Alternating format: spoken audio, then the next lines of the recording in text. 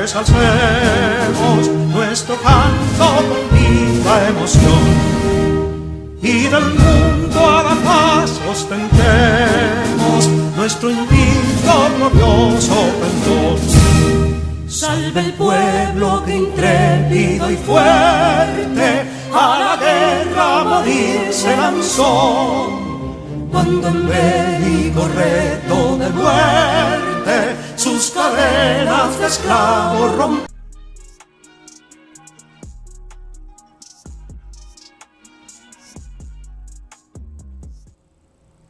Amigos y amigas de Patria para Siempre y Patria para Todos, estamos aquí desde nuestro programa Hablan los Constitucionalistas. Justamente me encuentro en compañía de dos militares constitucionalistas, compañeros, y de su esposa también, que acompaña al otro. Esa pareja son el compañero Gilberto Marmolejos y Jenny Marmolejos. También me acompaña el comandante Viladín Pujols. Viladín Pujols, como ya ustedes lo conocen, fue aquel comandante del Comando San Carlos que participó en todos los eventos de la Revolución Constitucionalista, desde el inicio hasta la Batalla del Matún. El comandante Marmolejo fue de ese grupo que acompañó al capitán Mario Peña Taveras para el levantamiento militar del 24 de abril de 1935 para reponer al profesor Juan Bosch a la presidencia y retornar a la Constitución, que fueron conculcadas, fueron violadas el 25 de septiembre de 1965.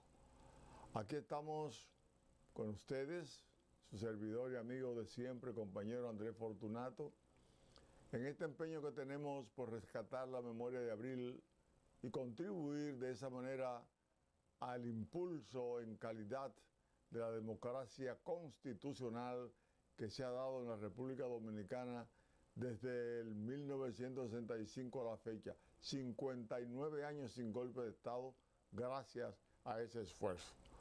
Vamos a dar inicio con la participación del compañero Viladín Pujols, quien le va a hacer una narración hoy testimonial de la parte de la batalla del puente y todo lo ocurrido en el proceso de operación limpieza.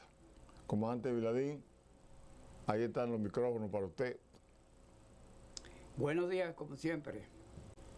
Hoy vamos a narrar, hacer una reseña sobre la convulsión con que se mantenía el ambiente en la capital de la República, que fue el preludio de la gran batalla que sucedió el martes 27. El lunes todavía, a las 9 de la mañana, estaba muy favorable las condiciones para los constitucionalistas, pero a medida que avanzaba el día, la aviación iba derrotando las armas con que teníamos. Y a las 6 de la tarde, prácticamente, la defensa del puente había sido casi destruida. El martes, después que la embajada americana llamó a Francisco Alberto Camaño Deñó a una reunión a su embajada, Camaño en un momento de exaltación, pues dijo, vamos para el puente, y se presentó allá con varios oficiales, y ahí se desarrolló una batalla que fue donde Abril tuvo su mayor valor y donde se decidió la suerte de los constitucionalistas contra las fuerzas de Wessing.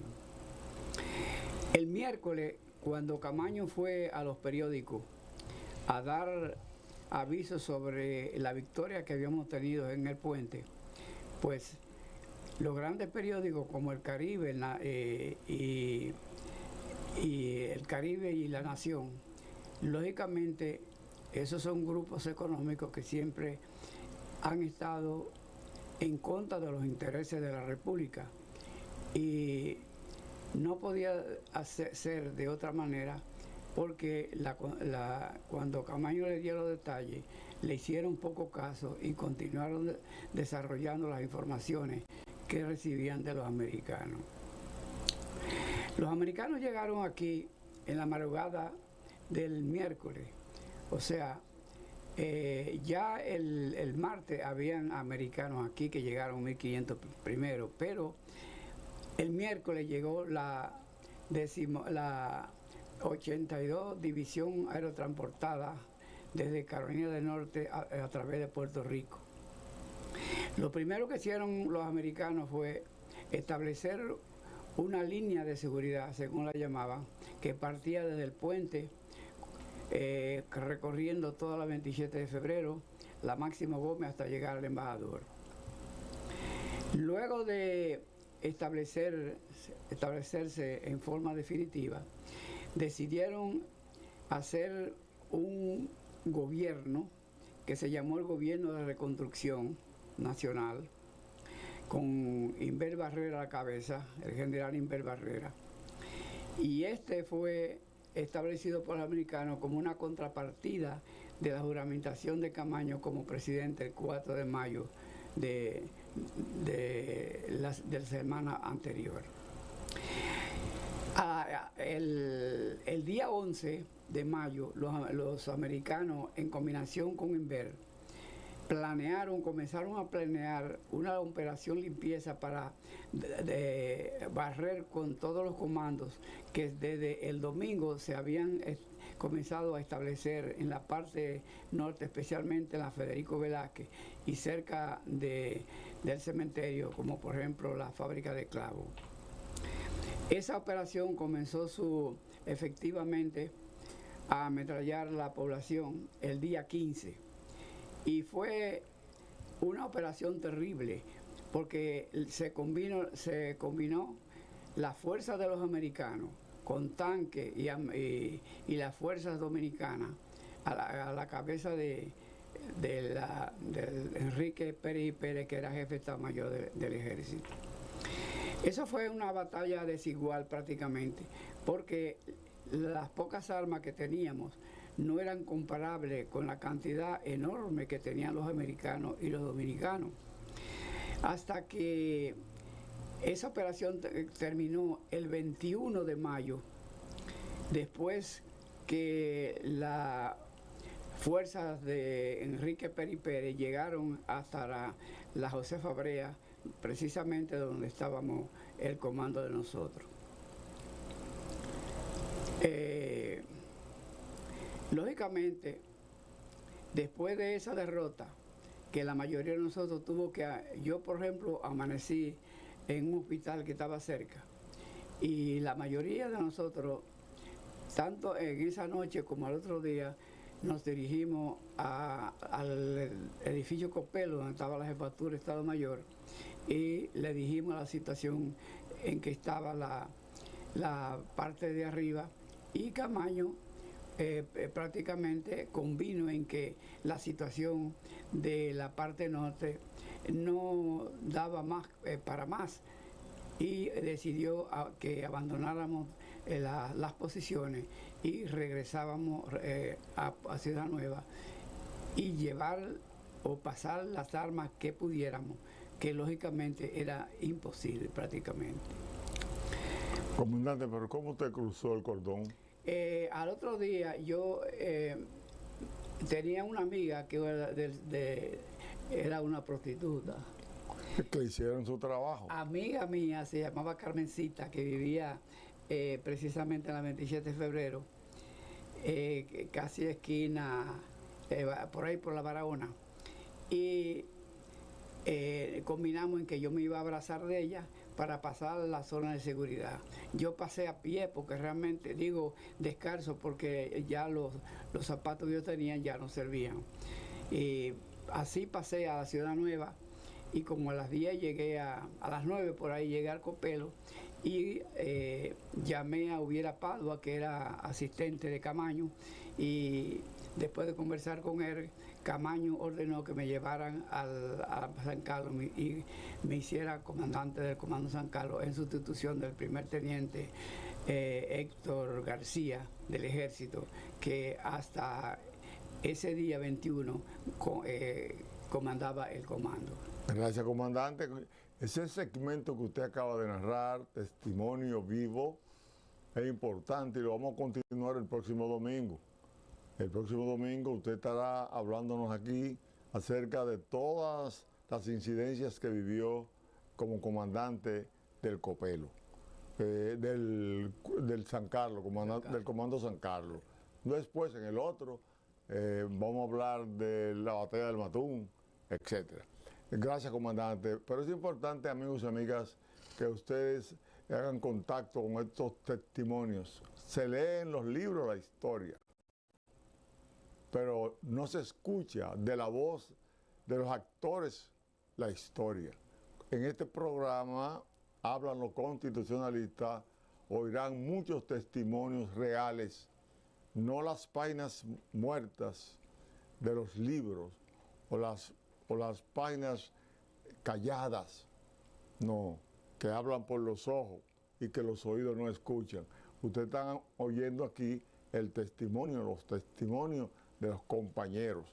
Por ejemplo, tenemos una pareja de esposos que antes, en el estallido de la Revolución, era un jovencito militar que estuvo junto a Mario Peña Taveras en el momento del apresamiento del jefe de Estado Mayor Marcos Rivera Cuesta, que fue la primera acción militar para darle inicio a esa gloriosa revolución y guerra patria de abril de 1965.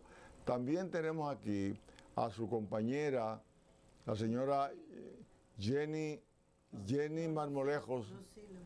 Lucila Marmolejos. Le decimos Jenny, pero ella es Lucila Marmolejos. Es el nombre con que tiene que recogerle la historia. Ella está aquí, quien va a dar testimonio también de todo ese proceso de vida que vivió con él, tanto aquí como en los Estados Unidos. Pero, comandante Marmolejos, dígale a los amigos y amigas que nos están observando en este momento con mucha atención, cuál fue la participación suya en ese momento de inicio de la Revolución y Guerra Patria, y luego, ¿qué ocurrió más adelante? Gracias, compañero, muy agradecido y orgulloso a la vez estar dentro de dos comandantes en un momento difícil de la historia de nuestro país. Pues eso fue un momento que no lo esperábamos porque no se sabía cuándo era que se iba a ejercer el apresamiento de jefe de Estado Mayor del Ejército. Porque nosotros, esto empezó cuando recién le dan el golpe de Estado al profesor Juan Bosch, presidente de la República, presidente constitucional, en 1963. Ahí es cuando nace el 24 de abril, porque enseguida que se da ese golpe de Estado, pues las cosas que estaban pasando y cómo había llegado ese gobierno al poder, un gobierno de facto, un gobierno que lo que vino a destruir y a robarse todo lo que había del país, porque ustedes saben que la dictadura no hacía mucho tiempo que había pasado y el país se empezaba a enrumbar por los caminos democráticos, pero como siempre, los grupos que se oponen al desarrollo de este país, que siempre están latentes y están vigilando a ver cuándo ellos pueden coger o destruir, como sea, los pasos democráticos que se habían dado. Así empieza el 24 de abril, cuando en el momento que le dan el golpe de Estado empezó el malestar dentro de la Fuerza Armada. Un malestar que llegaba al pueblo, el pueblo no resistía, porque era una corrupción que había tan grande. Este era un estado rico, un estado que la dictadura dejó mucha riqueza que estaba en manos de ellos, pero pasa al pueblo. Y eso, ellos no podían aflojar eso así. Como Juan Bossi llegó a controlar todos esos demanes que había y toda esa corrupción. Y por eso la Iglesia Católica, que tuvo que ver mucho con esto, y los grupos oligarcas y los grupos terratenientes, que ustedes saben que este era un estado rico, un estado que tenía todas las riquezas que la dictadura estaban ahí, que eso pertenecía al Estado. Y ellos querían coger eso. ¿Y qué te recuerda de ese momento, ese 24 de abril? ¿Cuál fue la actitud de ustedes, de los jefes que pusieron bajo arresto? ¿Cómo se manejó ese momento, la tensión que había? ¿Cómo se desenvolvieron ustedes? Bueno, ese fue un momento bien inesperado, pero se estaba formando y ya teníamos base en todos los recintos militares que había aquí, especialmente en la ciudad capital, como 27 de febrero, 16 de agosto, el 25. Entonces nosotros teníamos también gente en el cuerpo de ayudantes. Pero ¿qué pasa? Que el grupo de nosotros era de sargento para abajo. No había nada de oficiales para arriba. Pero después, cuando el capitán Peña Tavera se integra, o bien sea, lo integramos al grupo, ya cogió otra dimensión. Así fue cuando empezaron los oficiales que habían por otro lado, que nosotros no lo sabíamos. El grupo Enriquillo. Vino el enlace entre el capitán, que en esa época era la Chapel Díaz, y nuestro enlace era la Antigua Bravo, que fueron los primeros que hicieron los contactos. Y ahí es donde nosotros cogimos más fuerza, porque ya teníamos esa otra base, especialmente los oficiales. Y ahí cuando empezamos a saber cómo iba creciendo el movimiento de los sargentos. Pero ¿qué pasa? Que se había acordado que si se descubría del grupo, ahí había que actuar inmediatamente. Ya todo el mundo lo sabía, ellos lo sabían, porque nosotros teníamos grupos en intendencia, en transportación, en diferentes, como el 27, le dije, 16 de agosto. Pero era un secreto a voces que cada vez que uno le planteaba a los compañeros sobre la situación, al que uno veía que podía, porque habían otros que tal vez se negaban o no, pero nosotros sí seguíamos. Por eso fue creciendo como la espuma. Y el pueblo no se dice, el pueblo estaba desesperado porque era una situación muy difícil. En ese momento, era el día 24, cuando llaman a unos oficiales que estaban dentro del grupo, los traen a la jefatura. No, estábamos inquietos porque era un sábado, el día de coro también. Pero el grupo que estábamos en la cosa, que no pasábamos de 20 en ese momento en la jefatura, está inquieto. El sargento de la Antigua Bravo era ayudante de jefe de Estado Mayor. Pero ya tenían los oficiales, no recuerdo los nombres. Sí, estaba Novoa Garnes. Sí, Novoa Garnes. Estaba Giovanni Gutiérrez. Sí. Entre ellos estaba Lora Fernández, Correcto. que fueron apresados el sábado en la mañana. Ustedes actuaron y cuando comienza la revolución, ¿dónde ustedes estuvieron en Ciudad Nueva junto a Mario Peña Taveras? Bueno, cuando empieza la revolución, nosotros estábamos con Peña Taveras en la jefatura, que él fue que encabezó, él y el antiguo Bravo, el apresamiento. Porque ahí no es que fulano hizo esta cosa, ahí todo el mundo actuó. Correcto, sí. Ese era un momento que ahí no había rango ni nada de esas cosas. Ahí todo el mundo tenía el mismo rango. Porque fue un accionar que se hizo en minutos y rápido. Excelente. Ahora, lo más importante, después que ustedes van a Ciudad Nueva, usted participa en Ciudad Nueva conjuntamente con los demás compañeros, y luego a usted es uno de los que mandan a Estados Unidos.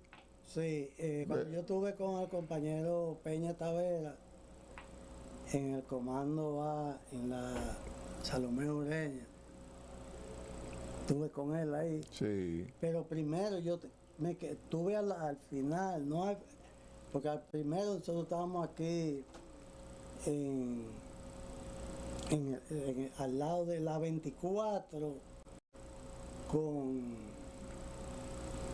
María Monté, el comando que estaba en un hotel que había un hotel que Sí, pero había. ya eso era antes de la operación limpieza. Eso fue antes de eso. Pero ya van a Ciudad Nueva y luego lo envían a usted a Estados Unidos. A ver, nos interesa saber cómo le fue allá, cómo se integró, cuál fue la... No,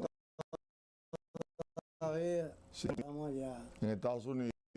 ¿En qué año se casaron? 70. En el 70. Y entonces ya usted se incorporó a qué tipo de lucha. Bueno, yo hice larga jornada de lucha social.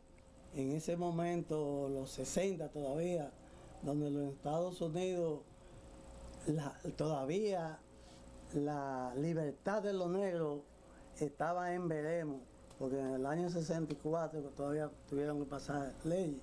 Es tan así que tuve la honra de haber participado en una lucha de un hospital que se llama Lincoln, el Hospital Lincoln en el Bronx, que todavía en los años de la esclavitud ese era el hospital viejo que existía. Y ahí fue una de las primeras luchas sociales donde se encaminó a que se desarrolló, que hoy día hay un gran hospital ahí nuevo. Fue conquista de eso. Lincoln Center, si mal no recuerdo. Sí. Sí. Está Hosto, la Universidad de Hosto, que fueron parte de toda esa lucha. Porque en ese momento no habían tantos dominicanos, pero los puertorriqueños, había un movimiento fuerte, independentista de Puerto Rico, que empezaba desde San Juan hasta Nueva York, y era una actividad que había fuerte.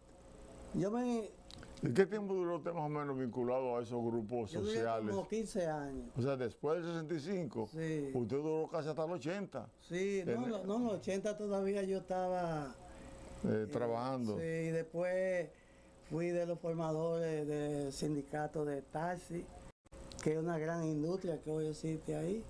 Después también me forjé como organizador de los comerciantes, que eso fue otra gran lucha que se ha logrado y parte del desarrollo de nuestra comunidad económica. Comandante, usted tiene una larga experiencia.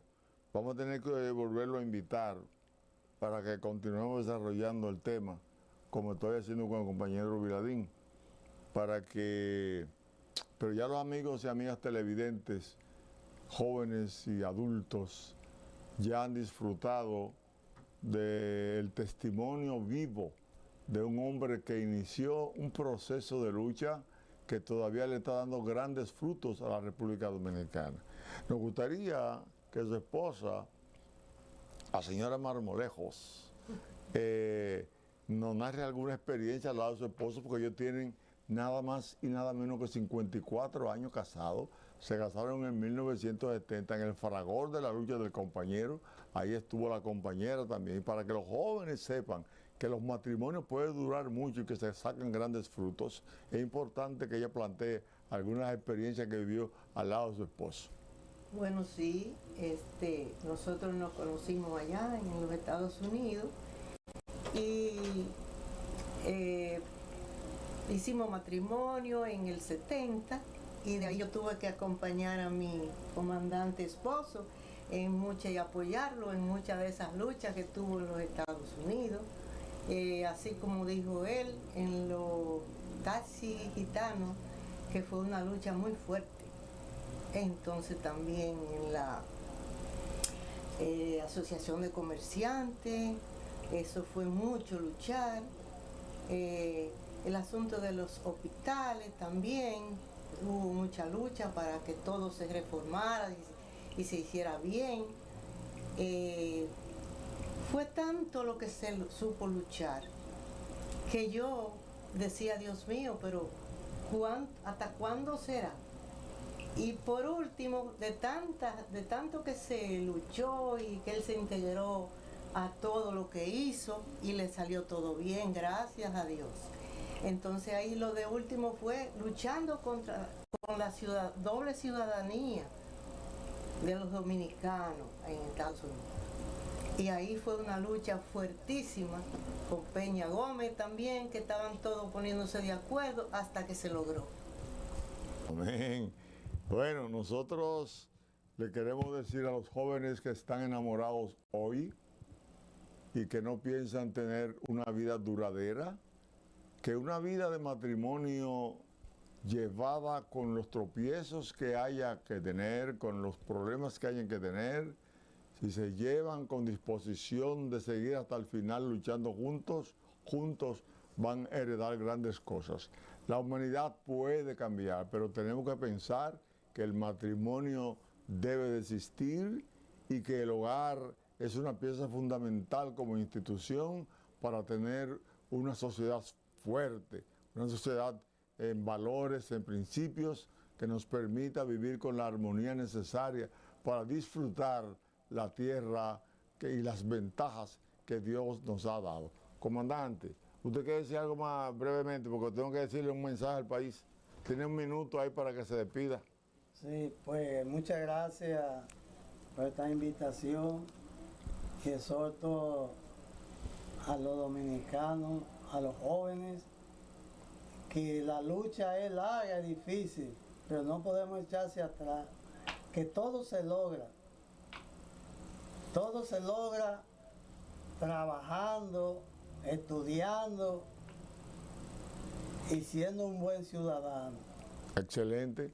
Nosotros pensamos que con este ejemplo de esta pareja queda claro que los constitucionalistas abarcamos una amplia gama de aporte al país. La mayoría tienen buena familia, la mayoría creen en el matrimonio, creen en una sociedad fuerte, con una institución interesante, guiada por los principios constitucionales.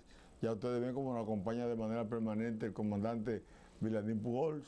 El compañero volverá de La Vega pronto a seguir con su esposa, dando algunos testimonios más de la ventaja de haber sido inclusive internacionalista en la lucha. Los americanos vinieron, nos invadieron para troncharnos la democracia, sin embargo ellos fueron allá para ayudar a unir a los americanos, porque lucharon junto a las minorías para que tuvieran la ventaja que hoy están disfrutando, tanto que uno de ellos llegó a ser presidente, como fue el caso de Obama. Bien, nosotros inmediatamente vamos a pasar a un punto sin pausa hoy, que de una vez, porque ya el tiempo se nos va agotando. Nosotros cuatro, más los que están en sus hogares, hemos venido a pedirle a la oposición dominicana que se una a la preparación de una lucha por la defensa de nuestra soberanía nacional. Lo estamos diciendo con tiempo, para que no nos agarren asando batata. Las Naciones Unidas y grandes naciones del mundo quieren hoy una tercera guerra mundial. Si quieren una tercera guerra mundial, no tienen amor por la humanidad. Si no tienen amor por la humanidad, por consecuencia, no tienen amor por esta patria de Duarte, Sánchez, Mella, Luperón, Camaño y todos los luchadores de este país. No tienen. no tienen interés de salvar sociedades como las nuestras. Y todo se evidencia cuando no solamente con lo que se refleja de la posibilidad de una tercera guerra mundial, que sería nuclear, donde ya Joe Biden, donde ya Inglaterra, donde ya los franceses le han dado luz verde a Ucrania, a Zelensky, para que lance hacia Rusia esos misiles de largo alcance, donde ya Putin ha amenazado que de continuar, él responderá de manera nuclear. Y eso significa una pérdida de la humanidad, de una manera que nosotros no nos podemos imaginar. Los constitucionalistas que estuvimos en contra del gobierno del triunvirato y a favor del gobierno del profesor Juan Bosch, la defensa de la Constitución de la República y el desarrollo integral de este pueblo, que tenemos 59 años, muchos mal pasando, porque los gobiernos hemos tenido nosotros que estimular a los partidos no se han preocupado por nosotros, los gobiernos por motus propios no se han preocupado por nosotros, somos nosotros los que le hemos facilitado de manera táctica y estratégica la posibilidad de que ellos vayan al poder, lo que lo estimulamos a ellos también, como estamos estimulando hoy a la oposición para que se una al gobierno de la República Dominicana de hoy, para que no nos agarren asando batata, repetimos, y hemos pedido nosotros que se formen los comités de defensa de nuestra soberanía nacional en todo el país. Si tenemos 158 municipios, hay que tener en cada municipio ese comité de defensa, y en los distritos municipales, en los 235, y a su vez en los parajes y secciones del país. ¿Por qué? Porque nos han demostrado que no quieren resolver el problema de Haití, no quieren la paz de Haití, para que la anarquía de Haití llegue a la República Dominicana, y cuando no haya control, entonces sí mandar una invasión donde la isla quede bajo el dominio de una de las naciones que estarían enfrascadas en la Tercera Guerra Mundial. Y además, nosotros lo hemos dicho muchas veces y repetimos hoy, esta isla es estratégica. Tiene a Cuba, después del Canal de los Vientos, que es una nación que los Estados Unidos adversa, pero que tiene amigos como China y como Rusia al lado de nosotros. Tenemos a Puerto Rico, que es de parte norteamericano. Entonces, nosotros estamos separados por el Canal de los Vientos de Cuba y por el Canal de la Mona de Puerto Rico. Es necesario que se entienda que en una conflagración mundial se podrían mover muchos barcos, algunos de los cuales vendrían desde Oriente, por el Pacífico, atravesarían el Canal de Panamá, y al llegar al Canal de Panamá su objetivo sería colocarse en el Atlántico, y para pasar al Atlántico tiene que venir por aquí, por esos dos canales que tenemos nosotros al lado. Eso nos convierte a nosotros en una isla estratégica para asuntos militares. Nosotros entendemos que la Tercera Guerra Mundial viene a partir de la concepción norteamericana del destino manifiesto, donde ya los Estados Unidos en ese destino manifiesto plantean que van a tener el control del mundo de alguna manera. Y comenzaron a participar en eso en la Primera Guerra Mundial de 1914 a 1918, y participaron en la Segunda Guerra Mundial, y participaron de manera activa en la Guerra Fría, y ganaron. Occidente le ganó porque la Unión Soviética, la Unión Socialista Soviética se desmoronó, y muchos de esos países quedaron fuera, y uno de ellos fue Ucrania, y Rusia necesitaba, de acuerdo a su teoría, que Ucrania no perteneciera a la OTAN. Que no pertenecer a la OTAN significa que la OTAN no estuviera tan cerca de Rusia, porque Rusia pretende preservarse después de varias derrotas que ha tenido, aunque ha crecido en muchos elementos resaltables más, y hasta que ha tenido grandes naciones a su lado. Pero nosotros entendemos que por donde van las cosas podemos salir afectados. Una vez, hoy la oposición la dirigen el doctor Leonel Fernández y el licenciado Danilo Medina. Es importante que se entienda que quien les habla hoy, invitando a la oposición que ellos representan a que nos preparemos para la defensa de la soberanía nacional, en el 1986, después de haber tenido grandes conflictos con el doctor Antonio Abreu por el problema de que él planteaba la corrupción como un elemento que favorecería a los partidos y a los gobiernos y sentarse colocarse en un lugar donde las ventajas que venía recibiendo la oligarquía hace mucho, desde el siglo XIX, la pudieran tener los partidos políticos y enriquecerse. Esa fue una lucha que tuvimos, que llegamos a la Junta Central Electoral. Cuando llegamos a la Junta Central Electoral, porque él hizo una reunión del Comité Central que teníamos, y entonces ahí trató de expulsarme, pero le ganamos esa asamblea. Y él mandó una comunicación a la Junta diciendo que había ganado, que me habían expulsado.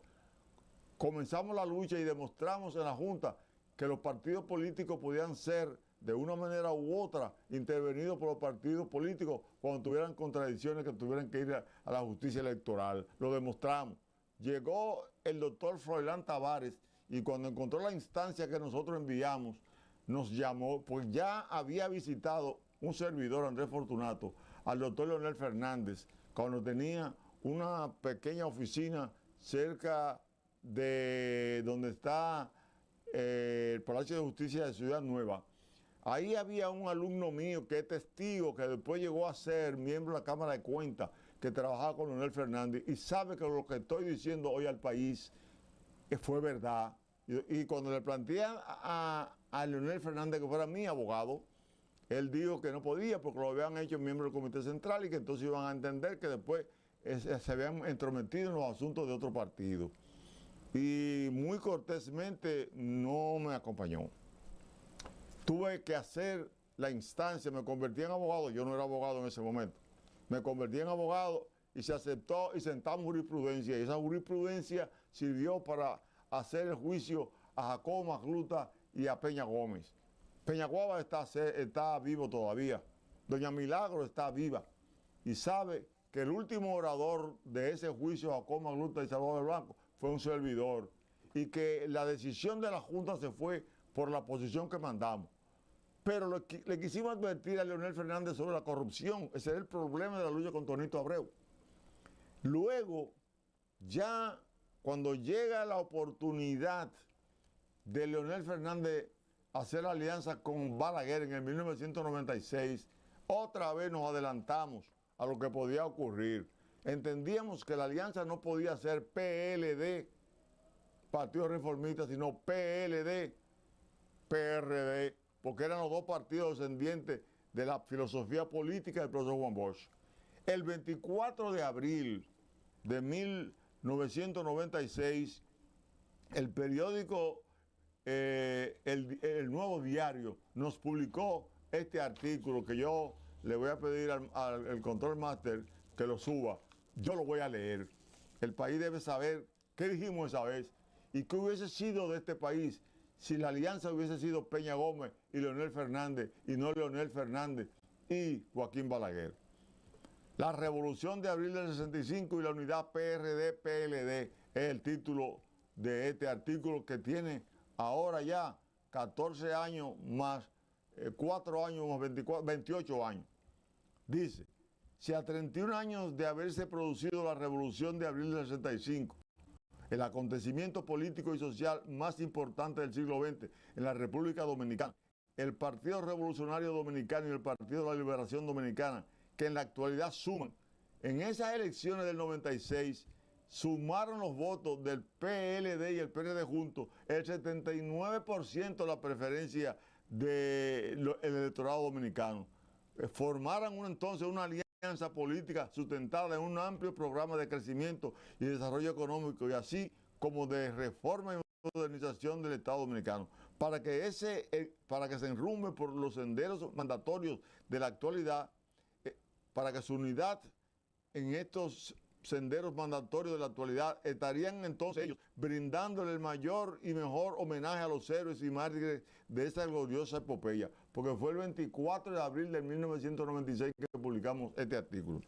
La inconsecuente división de las dos fuerzas partidarias más grandes y significativas en la historia de la democracia dominicana, ambas encabezadas en sus orígenes y desarrollo por el ilustre historiador y expresidente Juan Bosch, deben hacer un alto en el camino del divisionismo perjudicante y proceder a inaugurar una nueva etapa de entendimiento político que produzca los cambios económicos, sociales y culturales que merecemos los dominicanos. Es tiempo de concertación, le decíamos nosotros, cuando ellos se mantenían divididos. Deben de tener muy presente el PLD y el PRD, representado por el doctor Leonel Fernández, eminente joven intelectual dominicano, y el doctor José Francisco Peña Gómez, ejemplo vivo del hombre que ha roto las más difíciles barreras en el país, que si cometen el error de no encontrar una forma unitaria, sin importar lo utópico que ésta parezca, serán los responsables del saldo negativo que se pueda degenerar del juego de quererse atraer uno a los sectores que están con Balaguer y otros a los que están con Peinado. Miren, ahí no voy por la mitad del artículo, pero ya ustedes tienen una idea del llamado que le hicimos. ¿Qué pasó? Al aliarse con Balaguer, en vez de poner de manifiesto la herencia de la política de honor, de honestidad, de respeto a la ley del profesor Juan Bosch, se fueron entonces por la política del laissez-faire de Joaquín Balaguer con su dictadura ilustrada y cayeron en la desgracia de la corrupción que nosotros anunciamos antes de esas elecciones, en el 1986. Cualquiera diría, ¿por qué Andrés Fortunato y su grupo de constitucionalistas han luchado contra la corrupción sin importar lo que pueda ocurrir? Señores, fue que Francisco Alberto Camaño Deñó, el 25 de mayo,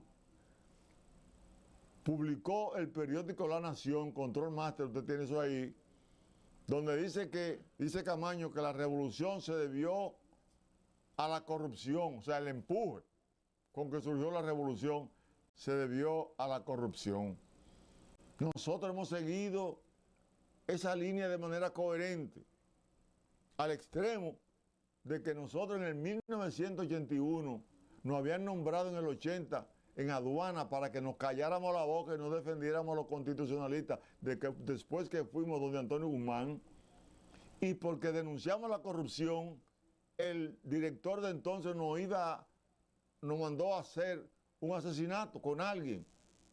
Se nos informó porque alguien oyó todo de un centro que se oía lo que hablaban los funcionarios, nos los dijo y renunciamos públicamente, que también está ahí, el Control Master puede ponerle esa publicación que dio el periódico. Por esa razón, cuando Danilo Medina aspira a la presidencia y hablaba de un gobierno ético y moral, entendíamos que no iba a tener la corrupción que había en el anterior, de los 12 años del PLD, y entonces lo respaldamos y le dijimos a Danilo Medina que él tenía que hacer un gobierno, lo apoyábamos para que hiciera un gobierno ético y moral, y que si tenía problemas porque lo quisieran arrinconar para que fuera corrupto, que aquí estábamos nosotros todavía vivos, que podíamos encender la chispa en una lucha para defender la honestidad de la democracia dominicana. Por eso nosotros luego seguimos atacando la corrupción del PLD, la seguimos atacando, aunque logramos 2 o 3 o 4 decretos que nos favorecían por ley, porque eran derechos adquiridos. En aquella firma que hizo Camaño con la Comisión Actual de la OEA, donde en el Acta de Reconciliación Dominicana se ordenaba que nosotros fuéramos reintegrados a los cuarteles y no fuimos reintegrados. Al no ser reintegrados seguimos luchando y por eso logramos en el 2010, que otra historia que haremos, cómo lo logramos, que el doctor Leonel Fernández, que le agradecemos el gesto, nos reintegrara, nos pusiera inmediatamente en retiro con algunos rangos, no lo que nos merecíamos todavía, la cantidad, porque hay en España no jurisprudencia del Real Decreto Ley que firmó el rey Juan Carlos y el presidente Adolfo Suárez en el 1978, donde a todos los soldados y oficiales que pelearon contra Franco en el 36 los reintegraron con el rango que hubieran alcanzado a la edad de estar en retiro y devolviéndole todas sus deudas, todos sus haberes pasivos, como lo ordena la Ley Orgánica de las Fuerzas Armadas de la República Dominicana en su artículo 109, párrafo 2. Usted fue reintegrado, a usted hay que devolver los rangos y hay que devolverle también los recursos. Nosotros, no obstante a los decretos, seguimos peleando el asunto. Hoy el país dirá, pero ¿cómo? Por eso es que Luis no lo recibe a ustedes. O por eso es que Luis no le ha resuelto lo que falta. Porque si Leonel les resolvió eso, esa parte, ¿por qué ustedes no apoyaron a Leonel? No apoyamos a Leonel por dos cosas. Primero, porque había un compromiso con la lucha contra la corrupción que provocó la explosión de abril. Segundo, porque eso era un derecho adquirido en el artículo 8 del Acta de Reconciliación Dominicana. Y los hombres y mujeres, para fortalecer la democracia y las instituciones, tienen que cumplir el mandato de la ley, como dice Duarte. La ley es la regla a la cual tienen que acomodar sus actos, así los gobernantes como los gobernados. Es una sentencia para la democracia que dio Juan Pablo Duarte. Y Juan Bosch planteó en su discurso de inicio de su presidencia que en una democracia no puede haber otro gobierno que no sea el gobierno de la ley.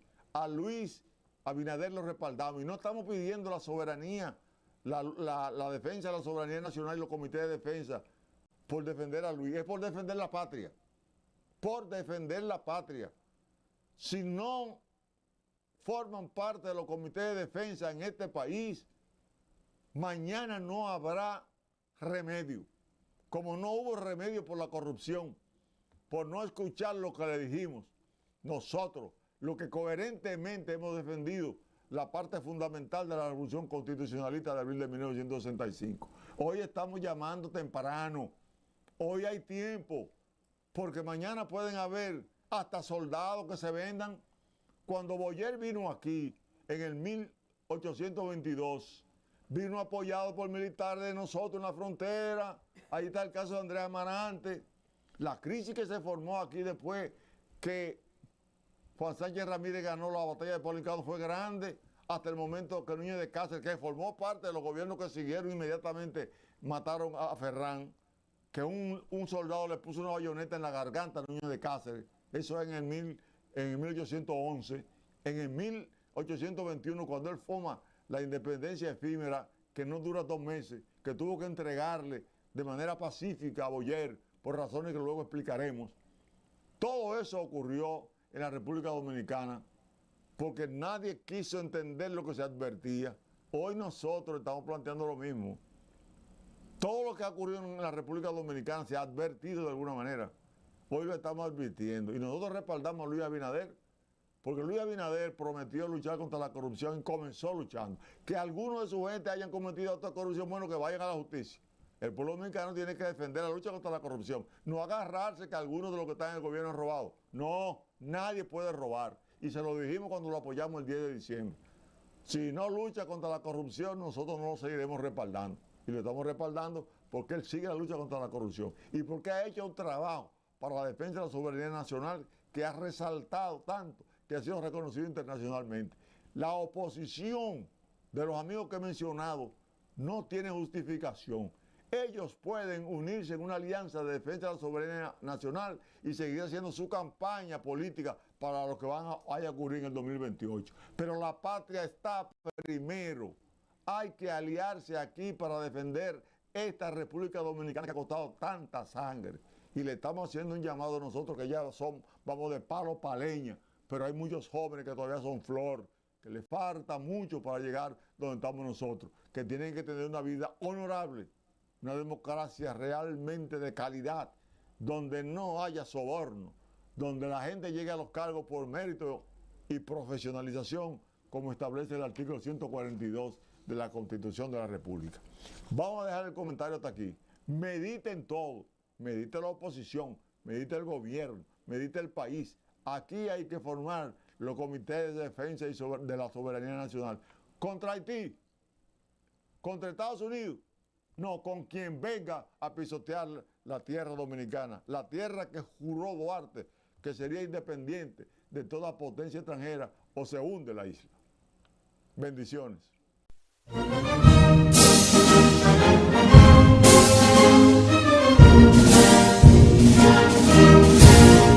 Quisqueyanos valientes alcemos nuestro canto con viva emoción, y del mundo a la paz ostentemos nuestro invicto glorioso pendón. Salve el pueblo que intrépido y fuerte a la guerra a morir se lanzó, cuando en bélico reto de muerte sus cadenas de esclavos rompió.